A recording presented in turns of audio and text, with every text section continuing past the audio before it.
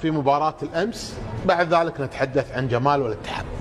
مباراة أمس أنا أعتقد بأن المنتخب الجزائري ظلم فيها، كان يستحق صحيح على الأقل ضربة جزاء، على الأقل إن لم يكن يعني ضربتين جزاء واضحين وضوح الشمس.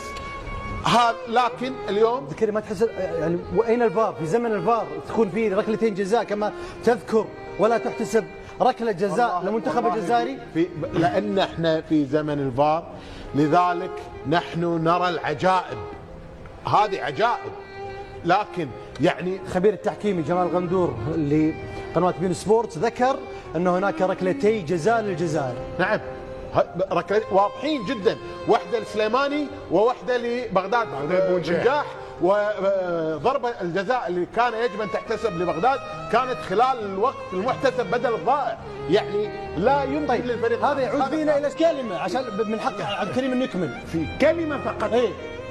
انا لا ثقه لي في الفار الافريقي. لماذا؟ لا ثقه؟ لا ثقه لي في الفار الافريقي. لماذا؟ باش نقول لك لماذا؟ لانه الفار الافريقي اعطيته تسميه انا، وانه شاهد ما شافش حاجه. الروايه نتاع عادل امام، لانه الفار الافريقي ما يعديولوش اللقطات وما يعاودوهاش. تونس كانت ضحيه، الجزائر كانت ضحيه في المقابله الثانيه، الجزائر كانت ضحيه. تحدث عن مؤامره. اي